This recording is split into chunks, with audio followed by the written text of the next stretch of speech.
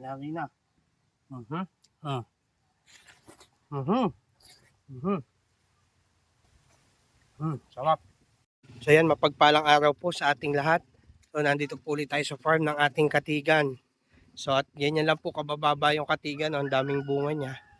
Tapos ito pagkakakilalan niya, may ganyan. So pagka meron kang isang puno nito sa inyong harapan, okay na okay ang pagbubuko. So magbubuko tayo kay Rudy. Ito, wari ko ito. Yan, yan. Bawasan mo na ito. Diyan, ito, nastas na yan. Ito, ayan. Kuha tayo ng buko at tayo magbubuko ngayon. Ganun din sabaw. Kuha tayo kutsara. Yan, ganyan po dito sa atin. Sa amin yan, ganyan yung kutsara. Ano na, ganyan yung kutsara. Yan. So, yan sabaw. Butas, Kuya Rudy. Linis yan. Oh, yako, tamang-tama Kuya Rudy. Yan ang kasarapan. O, hawakin mo na ito ating video. At linis natin. Wow, tamis. Iba yung sabaw niya, matamis. Oh. Napakababa, ang sarap.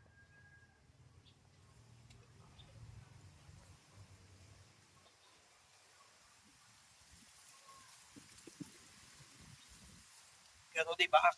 Galing. So yan, babakin na ni Kuya Rudy. So yan si Kuya Rudy. Yung ating kapunan, ay yung ating armat, ay katigan. Katigan po ito mga kadwarf. Dami mamunga, oh. Grabe, pagka may ganito kang puno, isang puno mo, naubos na lang ito. Tulad dito, naubos na lang nakakabuko. Basta mayroon pong bisita dito sa atin. Kuha na kuha. Ayo, yan, ubos na. O yun, ang ganda ng laman. Kaya Rudy, videohan mo.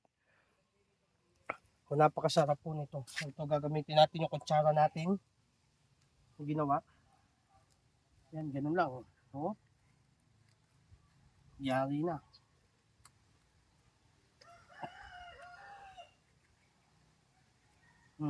Yari na. Mhm. Mhm.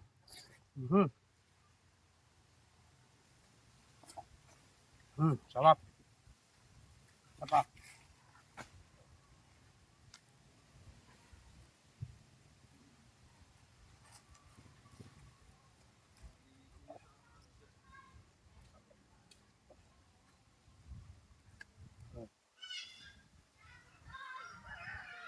Ayan o.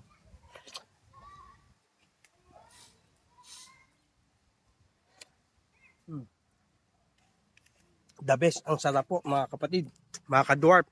So ayan. Bili na kayo ng mga dwarf coconut. So marami tayong stock na mga seedlings po. Yan yung sample ng tree natin ng ating mga katigan green dwarf. So yun lamang po. Thank you. And God bless po.